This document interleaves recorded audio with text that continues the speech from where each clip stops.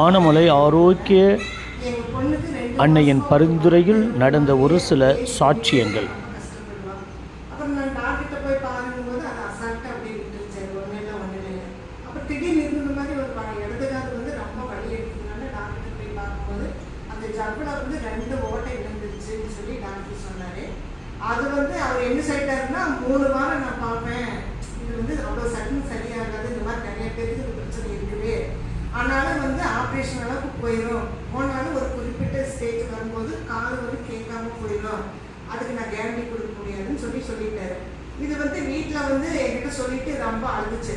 அம்மா சொல்லி நம்ம கேட்கலையே, அப்பா திட்டுவாங்க அப்படின்னு சொல்லிட்டு என்கிட்ட வந்து சொல்லும்போது நான் திட்டவெல்லாம் இல்லை, எனக்கு மனசுக்குள்ள வேதனையாக இருக்குது. ஆனால் நான் ஒரே வார்த்தை சொன்னேன், நீ வந்து ஒரு பொருத்தனை பண்ணிக்க, இந்த மாதிரி நான் மாதாக்கிட்ட போகிறேன், கோயிலுக்கு போகிறேன், அதனால் நீ ஒரு பொருத்தனை பண்ணிக்க, எனக்கு இந்த மாதிரி 3 வாரத்துக்குள்ள எனக்கு நல்லா ஆயிடுச்சுன்னா நான் சாட்சி சொல்லி அன்னதானத்துக்கு நான் இந்த மாதிரி என்னால் முடிஞ்சது நான் செய்வேன்னு சொல்லி நீ வேட்டிக்க அப்படின்னு சொல்லி ஒரு வார்த்தை மட்டும் சொல்லிட்டேன். அப்புறம் நாங்கள் அந்த ஒவ்வொரு தடவை இந்த காதுக்கு மருந்து ஊற்றும் போதும் மாத்திரை எடுக்கும்போது நான் ஏஸ்வீட் ரத்தம் செய்யன்னு அந்த மாத்திரையை எடுத்துக்க சொல்லுவேன், ஜவுன் பண்ணி கொடுப்பேன், காதுக்கும் அந்த மருந்து ஊற்றிக்கிட்டே இருப்போம். இப்போ 2வது வாரம் வியாழக்கிழமை மணிக்கு டாக்டர்கிட்ட போகும்போது டாக்டரே அவரே என்னாலேயே நம்ப முடியல, எனக்கே ஒரு ஆச்சரியமா இருக்குது, யாருக்குமே இந்த மாதிரி நான் பார்த்ததே இல்லை, அந்த ஓட்டம் வந்து கொஞ்சம் மறைஞ்சிருச்சு அப்படின்னு சொல்லிட்டு அவரே ரொம்ப ஆச்சரியப்பட்டார். நம்ம அப்போ எங்கிட்ட வந்து சொல்லும்போது நான் ரொம்ப சந்தோஷப்பட்டு அந்த மாதாக்கு நன்றி சொல்லிட்டு, சரி நம்ம வேண்டுறதுக்கு கடவுள் நம்மளுக்கு ஒரு சுகத்தை கொடுத்துருக்குறாரு அப்படின்னு சொல்லிட்டு அதை எனக்கு சாட்சியாக சொல்ல சொன்னா, அது எங்கள் பொண்ணுக்கு இன்னைக்கு சனிக்கிழமை லீவு கிடைக்காதுங்கிறதுனால நான் வந்து சாட்சி சொல்றேன். மரியே வாழ்க, ஏசப்பாவுக்கு நன்றி. மாதாவுக்கு நன்றி. நான் இங்கே பவுனின் செல்வி பொள்ளாச்சியிலிருந்து வந்திருக்கேன். நிறைய பேருக்கு எனக்கு தெரியும், நிறைய தடவை மற்றவங்களுக்காக நிறைய பேருக்கு நான் சாட்சி சொல்லியிருக்கேன்.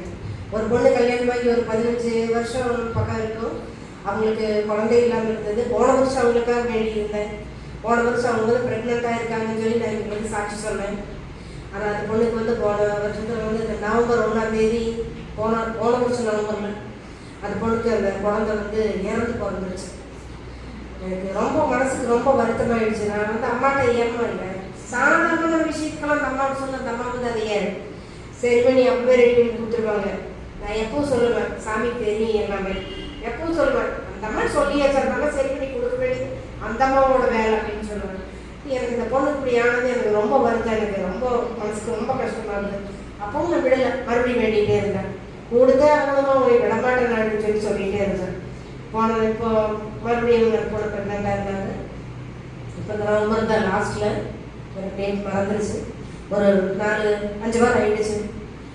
ஒரு வியாழக்கிழமை அந்த பொண்ணுக்கு 2 குழந்தை வந்திருக்கு. பையன் ஒன்று ரெட்டை குழந்தை பிறந்திருக்கு.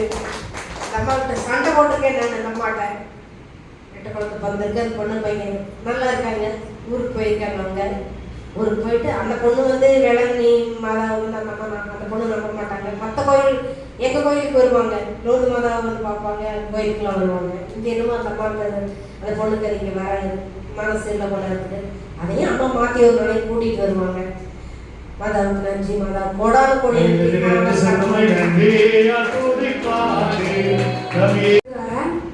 சமீபத்தில் ஒரு 5-6 மாதத்துக்கு முன்னாடி எங்கள் அண்ணன் பையனுக்கு கல்யாணம் ஆகி 5 வருஷம் ஆச்சு. அவங்க பார்க்காத ட்ரீட்மெண்ட் இல்லை, போகாத கோயில் இல்லை. அப்போ நான் அவங்ககிட்ட சொன்னேன், இந்த மாதிரி நீ ஆனமலை வா, நீயும் சம்சாரமாக ஆனமலை வந்து ஃபாதர் மருந்து கொடுப்பாரு, நீ அதை வாங்கி சாப்பிட்டுட்டு போ, உனக்கு கண்டிப்பாக குழந்தை பாக்கியம் கிடைக்கும்னு சொன்னேன். 5 வருடங்களாக அவனுக்கு குழந்தை இல்லாமல் இருந்து இங்கே வந்து ஃபாதர் கொடுத்த அந்த மருந்தை சாப்பிட்டு போய் இன்னைக்கு ட்வின்ஸ் குழந்தை 6வது மாதம் பிறந்தாச்சு. மாதாவுக்கு நன்றி சொல்ல